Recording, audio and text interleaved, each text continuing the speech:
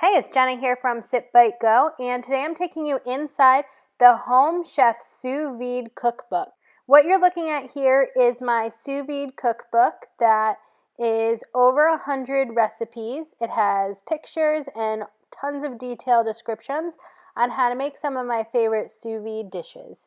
So there's an entire chapter on all the good stuff you have to make. There's chapters on beef, there's chapters on chicken, like this one for sous vide chicken wings. I love this recipe because it's one of those sous vide recipes that you can make and share with friends and family and get them into the exciting difference that is sous vide cooking. Also going to show you how to make sous vide bacon in this book that you can turn into a sous vide bacon BLT. So it's taking a lot of my favorite sous vide recipes and elevating them so you can make restaurant-worthy food right at home. And I'm a busy new parent. I know a lot of my friends and family who are, interested in the book are going to be busy people trying to eat well, just like me.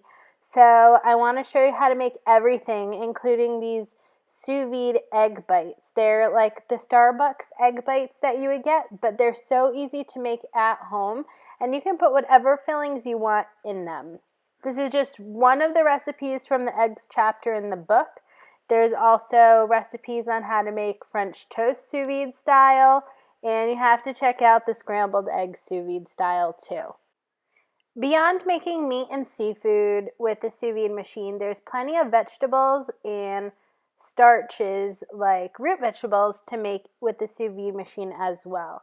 So check out the Home Chef Sous Vide Cookbook on places like Amazon and Barnes & Noble to catch all the latest sous vide techniques and tricks that I use to make restaurant-worthy food in the comfort of my own home.